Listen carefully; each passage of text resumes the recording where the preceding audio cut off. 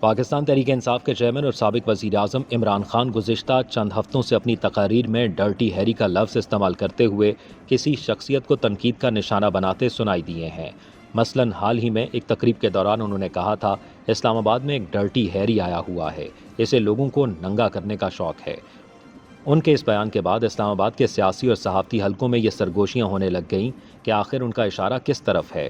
ان کے یہ بیانات سامنے آنے سے کچھ عرصہ پہلے social media per P T I کی حمایت کرنے والے کچھ صارفین نے ایسی ٹویٹس کیں جن میں اس ٹرانسفر پوسٹنگ کا حوالہ دیا گیا جو حال ہی میں پاکستان کی خفیہ ایجنسی ISI میں ہوئی تھیں۔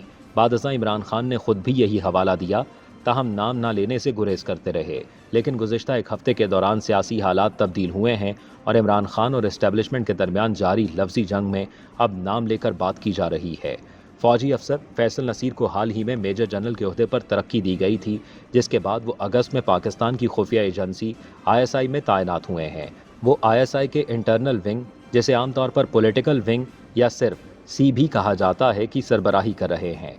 اس عہدے کو عام طور پر DGC کہا جاتا ہے۔ خیال رہے کہ اس سے مراد کاؤنٹر انٹیلیجنس نہیں بلکہ محض ایک حرف کے طور پر استعمال ہوتا ہے۔ ISI میں ان کے علاوہ DGA، B وغیرہ جیسے مخفف بھی استعمال ہوتے ہیں۔ ISI کے مطابق سربراہ لیفٹیننٹ جنرل فیض حمید بھی بطور میجر جنرل اسی عہدے پر تعینات رہے تھے۔ میجر جنرل فیصل نصیر نے فوج کی پنجاب ریجمنٹ میں کمیشن حاصل کیا۔ اپنے کیریئر کے ابتدائی حصے میں ہی وہ کور آف ملٹری انٹیلیجنس میں چلے گئے، جس کے بعد ان کا کیریئر انٹیلیجنس اسائنمنٹس تک رہا ہے، اور یہی وجہ ہے کہ ان سے متعلق زیادہ معلومات دستیاب نہیں ہیں۔ وہ اپنے کیریئر کے دوران شورش زدہ علاقوں میں تعینات رہے اور اہم انٹیلیجنس بیسڈ آپریشنز کا حصہ رہے ہیں۔ انہوں نے گزشتہ 2 دہائیوں کے دوران انتہائی مطلوب دہشت گردوں کو گرفتار کیا یا کیفر کردار تک پہنچایا۔ بلوچستان کے سابق وزیر داخلہ سرفراز بگٹی کے مطابق میجر جنرل فیصل نصیر فوجی حلقوں میں سپر سپائی کے طور پر جانے جاتے ہیں۔ انہوں نے ٹویٹ کرتے ہوئے لکھا کہ بطور سابق وزیر داخلہ بلوچستان میں ان کی اہلیت اور قابلیت کا معترف ہوں، اور وہ اپنی قابلیت اور پیشہ ورانہ خدمات کی وجہ سے سپر سپائی کے لقب سے جانی جاتے ہیں۔